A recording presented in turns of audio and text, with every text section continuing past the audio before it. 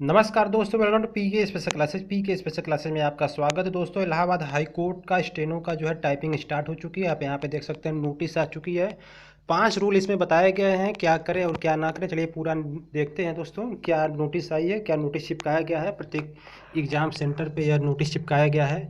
सबसे पहला दोस्तों नोटिस में लिखा हुआ है कि the candidate should not B functions की इन द कीबोर्ड। कोई भी दोस्तों जो फंक्शन की होता है उसको यूज नहीं करना है, या फ़ोन से लेकर या 12 तक जो फंक्शन की होता है उसको आप यूज नहीं कर सकते, लेकिन कम्बिनेशन कीज़ को आप यूज कर सकते हैं। यानी अल्ट हुआ, शिफ्ट हुआ या कंट्रोल हुआ, ये सब जो दोस्तों कम्बिनेशन की होती है, या इसको मॉडिफायर की भी बोल सकते हैं, इसको आप यूज कर सकते हैं, लेकिन फंक्शन की आपको यूज नहीं करना है। दूसरा जो नोटिस में आया है, दूसरा जो लिखा हुआ है दोस्तों, the candidate should not be tab key in the keyboard and use only space bar. यहाँ पे लिख दिया गया है कि the candidate should not be use tab key आपको यूज नहीं करना है, टैप की को यूज नहीं करना है, केवल आपको स्पेस बार का यूज करना है। इसमें देखिए लिख दिया गया है।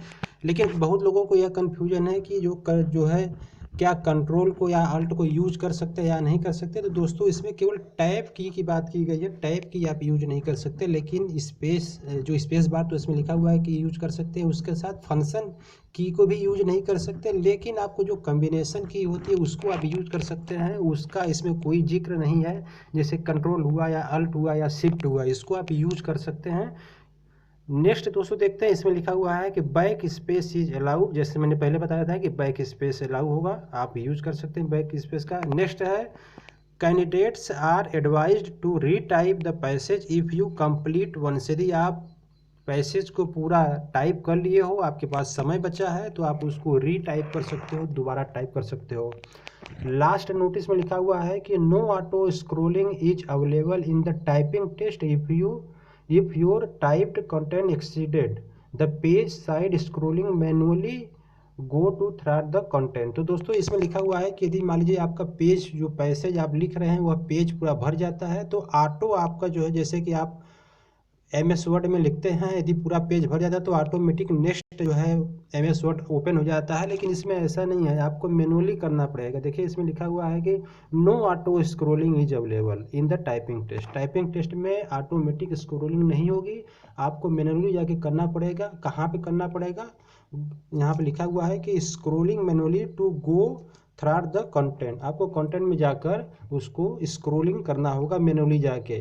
तो दोस्तों यहाँ पे देख सकते हैं 5 नियम बताए गए हैं। पांचों नियम मैं को दोबारा आपको बता देता हूँ कि फंक्शन की को आप यूज नहीं करना है, टैब की का भी आपको यूज नहीं करना है, स्पेस बार को आप यूज कर सकते हैं। इसके साथ कम्बिनेशन की का कोई जिक्र नहीं किया गया। कम्बिनेशन की भी आप यूज कर सकते हैं, जैसे शिफ्ट हुआ, अल्ट हुआ या कंट्रोल हुआ। इसके बाद बैक स्पेस का यूज कर सकते हैं। इसके बाद यदि आपका पैसेज पूरा हो जाता है समय के अंदर, यदि आपके पास कुछ समय बचा है, तो आप पैसेज को टाइप कर सकते हो, रीटाइप कर सकते हो, यानी कि उस पैसेज को दोबारा टाइप कर सकते हो।